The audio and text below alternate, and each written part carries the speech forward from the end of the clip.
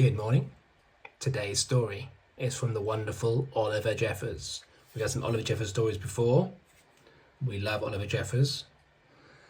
He did The Heart in the Bottle. And this moose belongs to me. Now, this is a moose. A moose is a bit like a deer or an elk. It's got very big horns. Often comes from Canada. It's a long way away. But they're very big animals, a bit like a horse. There we are. There is a moose. Not a chocolate moose. A big moose with big antlers. Wilfred. Hi Wilf. Wilfred owned a moose. There's Wilfred. And there's his moose. His moose is very tall. It's much bigger.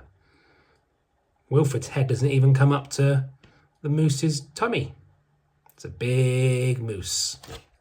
It's a funny pet to have, isn't it, a moose? Does anyone have a moose at home? I don't. He hadn't always owned a moose.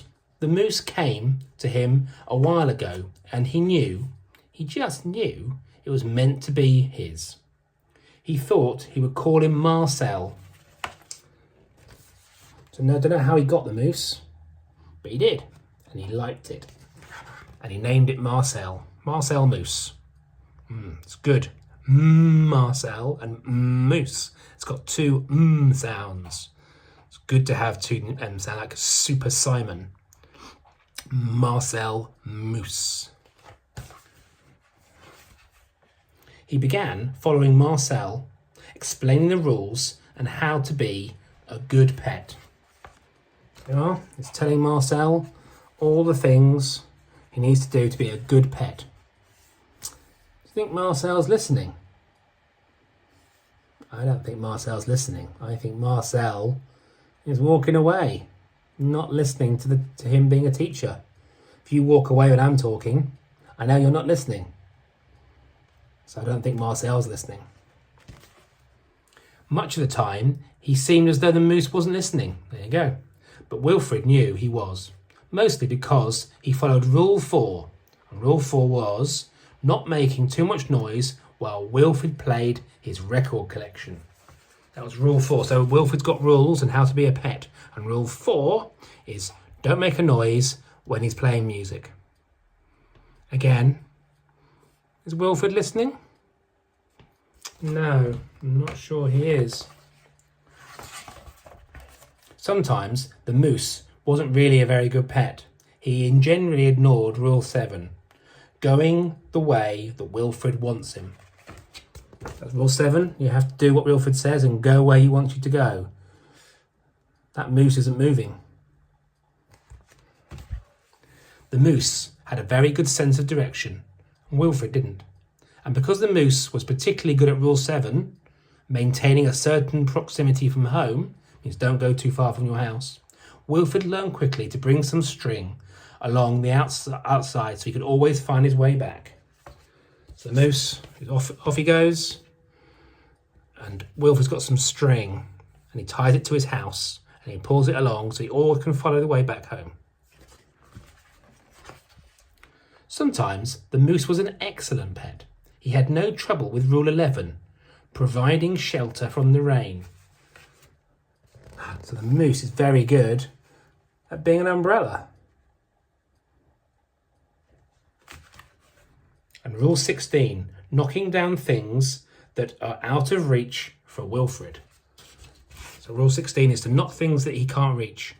It's knocking apples down for Wilfred to eat. Is the moose doing it on purpose? Is Marcel doing it on purpose? Or is it an accident?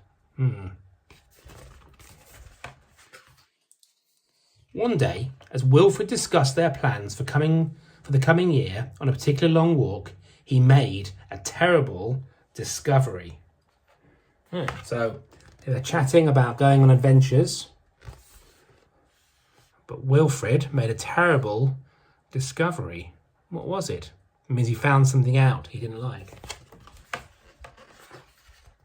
Someone else thought they owned the moose. Rodrigo, you're back, said the lady. The lady thinks the moose is hers, and it's not called Marcel, it's called Rodrigo. I prefer Marcel. Wilfred was dumbstruck. This moose was Marcel, not Rodrigo. The old lady was mistaken, and Wilfred thought it only proper to correct him. This moose belongs to me, he explained. Wilfred is not happy, look. He's shouting. It's all capital letters and shouty. This moose belongs to me. It's my moose. And to prove it, he called Marcel. Heel. That means come here. But the moose did not respond. He seemed more interested in the old lady. He says, come here, look, pointing to the ground, come here. But the moose didn't move. Why didn't the moose move? I think I know why. Apple. Embarrassed and enraged, Wilfred rushed off home. But in the haste and miles from anywhere, he tripped over his string and got all tangled up. Oh no, he's going home. He's so cross and sad. He thought the moose was his, but the moose has gone with the old lady. But he's tangled in his string. Tragedy. And he lay there, all tangled up. Wilfred was beginning to get a little bit worried. It was past his home time now, and the monster would soon be coming. Oh dear. He's stuck in his string. It's getting dark, and he's scared of monsters. There's no one around. He had just ruled out all his options when along came the moose. So look, he's thinking of all the things he could possibly do to get away. He could... Oh, I recognise that penguin and that bear from other stories. Can he get a swordfish, a hammer, some lightning, a saw? No, he doesn't get any of these things. But then here comes Moose. Phew. And performed Rule 73 brilliantly, rescuing your owner from perilous situations. He's rescued him. He's eaten an apple and he's got in his horns. Did the moose do it on purpose? Or did he rescue him by accident? All was forgiven, and perhaps Wilfred admitted he'd never really owned the moose anyway. So he thought, I don't think I ever owned the moose. Can you own a moose? No. A moose is free. A moose lives in the wild. It's not a pet. And with that in his mind, he and the moose reached a compromise. The moose would agree to all the rules whenever it suited him. So he's saying, can you do the rules I set? And the moose said, sometimes, but I live here.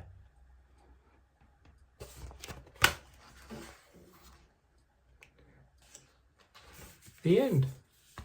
So, I think the moral of that story is, mooses are great, but they're not really pets. They're free and wild. They shouldn't be in zoos, and they shouldn't be in your house. They should be let to roam the mountains of Canada. See you soon. Bye-bye.